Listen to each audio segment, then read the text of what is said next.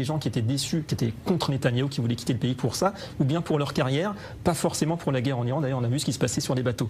Votre avis, on est dans la négation du droit des Juifs à vivre sur la terre d'Israël avec ce type de propos qu'on a entendu? Bien sûr, mais c'est pas nouveau. Ce genre de personnage, c'est un narratif qu'on connaît en réalité et depuis le retour du peuple juif sur sa terre, David, depuis 1948. Ce narratif-là, dans le monde musulman, on a cessé de l'entendre.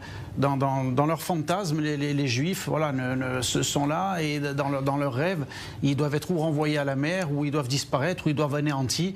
Mais le problème, c'est que ça ne marche pas. Et en réalité, puisqu'il a employé le mot tanné, on voit très bien qui c'est qui a pris des tannés, puisqu'il va employer le mot tanné depuis 1948. Israël a gagné toutes les guerres contre le monde arabe. Et ça, c'est vrai qu'il est encore en travers de la gorge, qu'on le veuille ou non.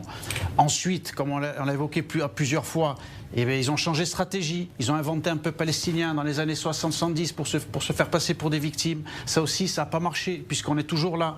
On est sur notre terre. On gagne les guerres contre le terrorisme. Aujourd'hui, on a pratiquement vaincu le Hamas, le Hezbollah.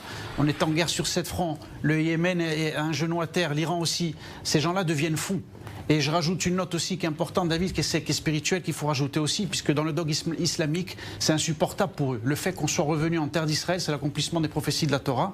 Et eux, ça vient branler leurs mensonges. Le fait qu'on reste en exil, qu'on soit le peuple qui erre, un peu comme la théorie de... une dimension religieuse. Une dimension religieuse, toujours. Parce que pour eux, c'est pas possible. Pour eux, le peuple juif qui revient sur sa terre, ça contredit finalement leurs croyances.